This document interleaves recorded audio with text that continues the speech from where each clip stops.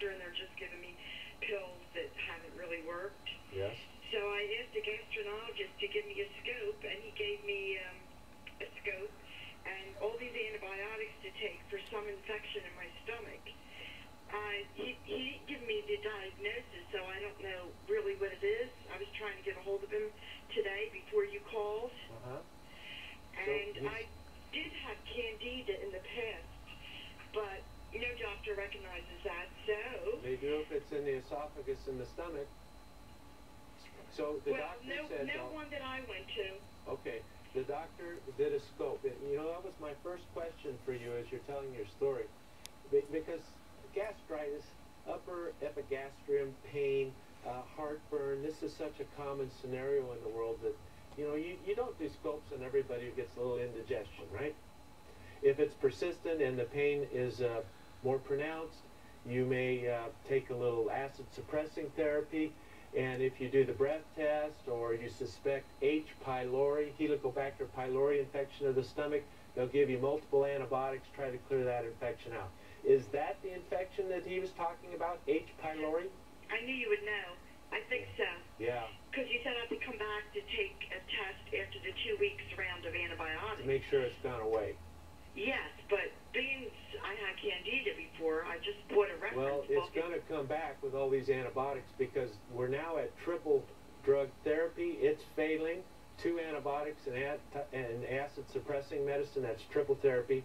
So now the experts are recommending 3 antibiotics and acid suppressing therapy. I mean, you just got to wonder, where's it going to end? We don't even know where this germ comes from, H. pylori. Now that's a sidebar, but we know if we don't get it under control, far too many people develop ulcers, and then a smaller subset of that can go on to develop stomach cancer.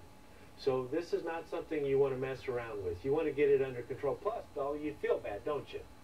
Oh, I feel really bad. And I've been on a round of ibuprofen because I have a real bad knee. I can't walk. Yeah, well, that'll make your stomach much worse. Yeah, so I'm sure that took its toll, too. Yeah. And, are you taking the medicine the doctor prescribed? Or are you doing it? I just started yesterday. All right. I took it yesterday. Well, I'm glad you have that medicine and you're just starting it, because we need to add what we can do for you with natural supplements as well, because the research shows your likelihood of a successful treatment increases considerably if we do the following things. Now, is there anything else going on in your life? Dolly, may I ask your age? Because you have a young voice. I'm 73. You're 73? You Yeah. sound 49. You do. You have a young voice, so that's going in your favor. Everybody tells me I look real young, too. Well, good. The other thing that's Whoa. Any other health problems? Any diabetes, weight gain, hypertension, anything else? I have high blood pressure. Is it under control? Yes. All right. Are you taking your vitamin D and a good multiple vitamin and a little fish oil? Are you doing the basics for your supplement? Just vitamin D. Okay. I take almost 5,000 a day. Good for you. Good. All right, let's add this to your plan. You know, first of all, I want to say there's no one diet for everyone. You know, America has so perverted its diet that the typical teenager today thinks the menu at McDonald's is normal food. It is not normal food, and it's killing America. Now, I hope McDonald's doesn't send me a letter from the lawyers, but everyone listening to this program knows that statement is true. Do we not? Do we not know that the fast food diet is killing America? And I'm trying to make a point, Dolly. Your body's trying to tell you that you need to make some changes with your diet. Whatever it is, you need to change it. And for most people with stomach problems, they need to get the sugar out. They need to get the starch out of their diet. They need to go to a basic Mediterranean-style diet that's low in the refined junk that America eats. I want to send you Foundations for Healing. Follow the healing diet. It's better for you to eat 5 times a day than twice a day. Follow that diet and advance it on to the transitional and the diet for the rest of your life. So what you eat is critically important in stomach issues. And it'll be unique for you that you tolerate the best. You may find that you're having very unusual immune reactions to foods, and when you eliminate that food, you no longer have H. pylori. This type of thing happens. I want you to understand that fully. So do a elimination diet, a diary of your foods and your reaction to those foods.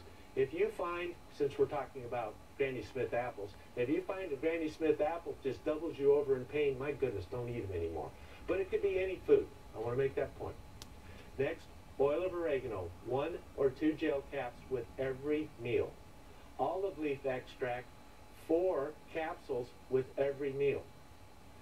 Mastic gum, this is an extract of the pistachio tree. It's the pistachio leaf. I want you to take 4 capsules with every meal.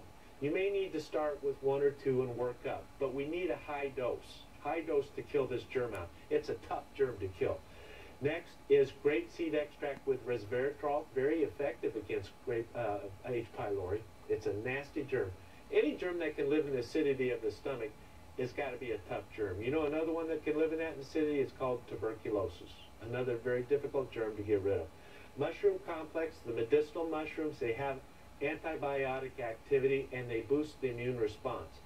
Take a probiotic tablet with every meal. Eat yogurt, buttermilk, kefir, sour cream, cottage cheese, any of those every single day. And let's get a little more B12 in the system, because when the stomach's inflamed, we do not absorb B12. Foundations for Healing will be coming your way, and I hope you start feeling better soon. We have a break. We'll be back for the wrap-up.